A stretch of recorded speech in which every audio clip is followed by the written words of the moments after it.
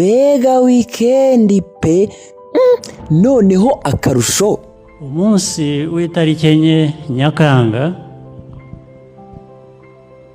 kuri benshi nanjye ndimo ni nk'ubunani n'uwajyaga gupfa mu mwuka we wa nyuma yaravugaga ati mpfiriye ukuri nicyo cyakurikiyeho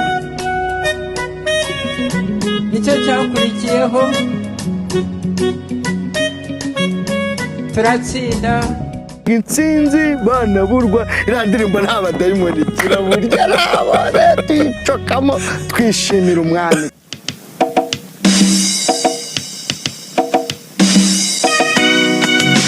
ni itariki ifite ikivuze kuri benshi by'umwihariko abanyarwanda nk'uko nyakubahwa perezida wa repubulika y'u Rwanda Paul Kagame yakomeje abivuga. uhereye ku itariki enye Nyakanga ni ibihe byahindutse byinshi, n'ubuzima bwahindutse, ni imibereho, ubuzima kuri benshi bwatangiriye aho,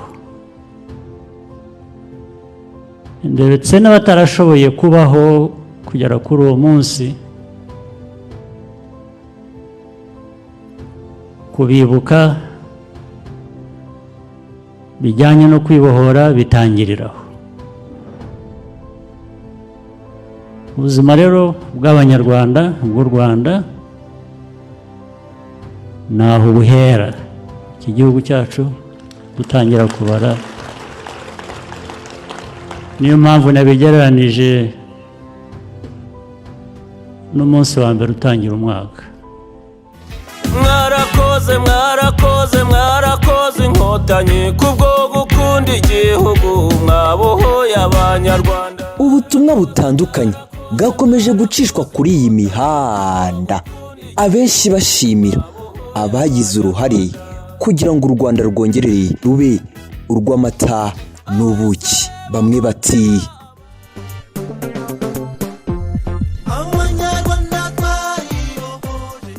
mwarakoze kandi kuko muri inkotanyi koko dore mwatanze ubuzima ku bana b'u Rwanda. ni byinshi biri kuri iyi mihanda nk'uko natangiye mbivuga. eregani mujye muri wikendi. uwitwa Yorode Queen ukunzwe ku mbuga nkoranyambaga kubera ikimero gitangaje yagize burya agatangaza katwite, maze Harmonize nawe ati burya ngeshe sinzi uko wancituye nk'ibicu ngomera ku byo twasezeranye denewa ndanakwikumbuye nkumbuye kuguhobera. wagira ni nkugeza mbyaye ndagapfusha.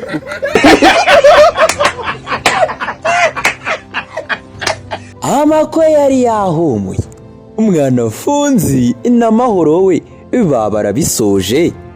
imibiri y'aba bombi ihita ivubura dopamine.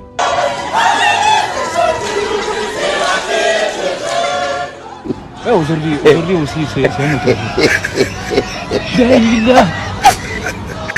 Le monde part en couille. Non, j'ai du mal à imaginer ça. Regarde ces trucs.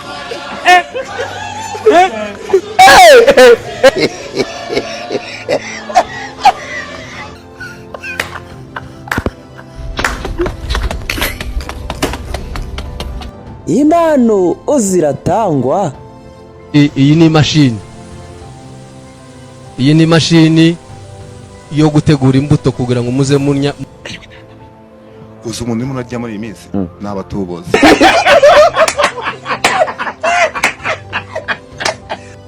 nubwo weekend kuri bamwe yari umunezero, mu mihanda byari byifashe bite? Aujourd'hui aussi c'est un autre jour.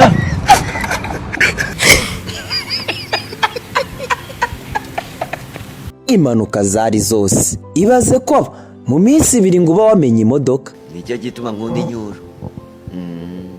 ariko aho uvuka niba ari mu batindi niba ari mu batebo uracurira na pe wanyuriye ku nkweto none yaba tureke ikiganiro utazabona uretse gato guhaye inkoko yanjye nuko nguko uri kumbwira nabi ninde wigeza ngo Oshe none ndakwa guha inkoko uvuge n'amagambo angana wowe nunyuriye ejo uzabona inkoko iri muri uburozi hari zatewe n'ubusinzi no kurangara. Iwanyu se muracyarya imbwa nka kera? Amba naguhereyeho iyo mba ndye mbwa. Mu gihe abandi babinywera amata ubona baryowe nka Pamela wacu, nk'uyu ni ibiki yari arimo ra? Abana bari mu biyobyabwenge hano hanze ntushobora kumva ukuntu bangana, agahita kureba ngo ako kanya mawaya agahita ahura. Ntabwo ndavuga ni ibi bintu biri muri aha ati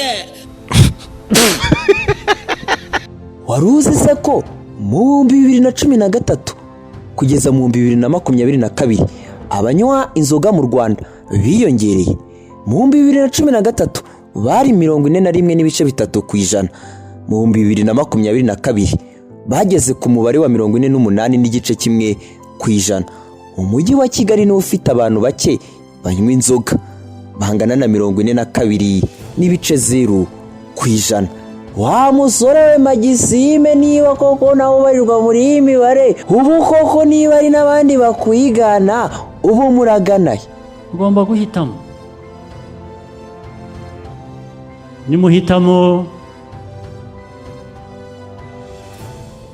kwibera abasinzi, niba hari n'abaje aha ko tuhahurira bafite inyota nyinshi ariyo batekereza, mubanze mu nyumve, hanyuma nimurangiza nababwira iki. Waje afite inyota aba yishyize iruhande gato, muntize amatwi, nabonye uyu mwanya mbabwire. Ngira ngo abantu benshi batinya kubibabwira, kubera ko iyo yabwiye ubivuze asa nkaho ari we kibazo, cyangwa bamubona ko we iby'amajyambere atabizi, ngo ibyo nibyo bigezweho. Oya, ibigezweho bizahoraho ni ukudasiba amateka yanditswe mu maraso yanyu, ngo muyareke asibwe n'inzoga, asibwe na wino. Ubu Nzovu ni waba umeze nk'uyu nguyu? Kwakira agakiza twinywera fata gusa hashize imyaka irenga 10. Agira ni nkugeza mbyaye ndagafuha.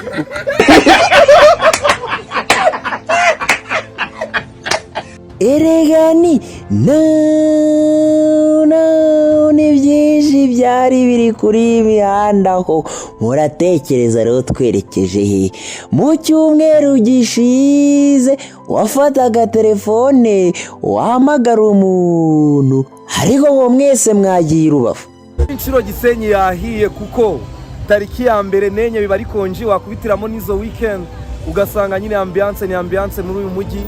Ibintu ni sawa, apartment zose bazifashe, lodge bazifashe. Biri kuvugwa yuko abakobwa ibihumbi bigera muri 4 n'abahungu ibihumbi 3 bavuye mu mujyi wa Kigali bari hano mu mujyi wa Gisenyi. Umuntu ujunyosha afite ibibazo nk'ibyanjye nawe bizuru.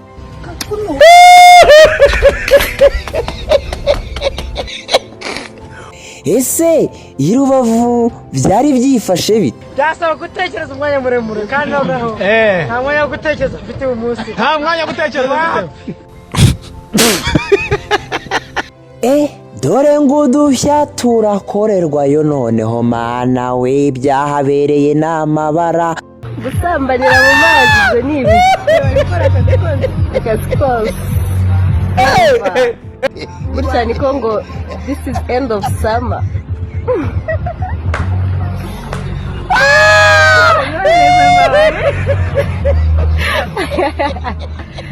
ugura ikosa miri kurangira nyine muri Gisenyi. Bantu bati iki cyose ni icyawe. Dore ngo udushya turakorerwayo noneho mana we byahabereye n'amabara.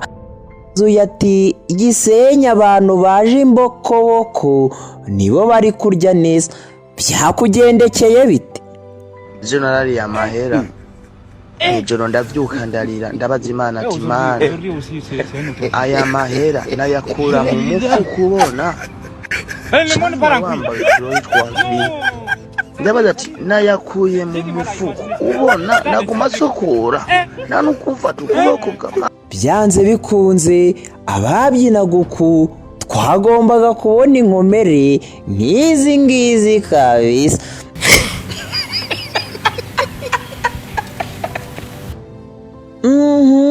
Nuko rero muri ako kanya mu gihe tukibaza kubo agacupa kabanye kenshi, ikinyamakuru Nyarwanda kiba cyanditse inkuru igira iti ngo Rubavu dukingirizo twarashize amazu ahindurwa amarogi uwajyanye imodoka ayiraramo.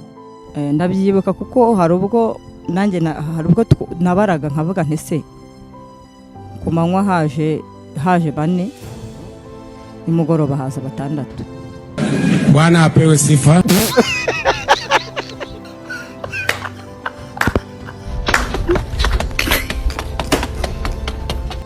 Nyaxo wewe wabigenjeje utera. Uzuri usise buriya abakobwa binaha bakonkangaye. Ari nibigendera. Yesu ibintu ko mbona byari byakomera.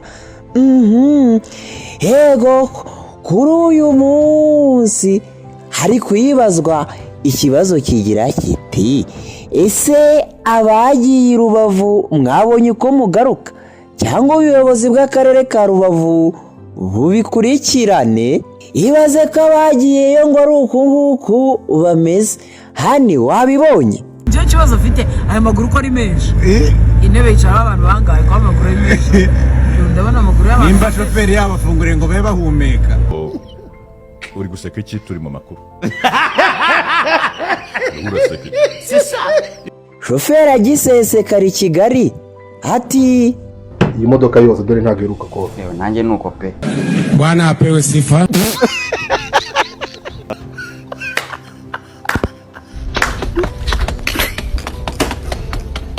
Nibiri kuri imihanda yacu kuri uyu munsi wo ku wa 3 eregani byari utamu kabisa. Amazina yanjye ni Hirwa Redemptus. Komeza ukora subscribe umunsi, like, share na comment. Biracyazerega naho ku munsi uw'ejo.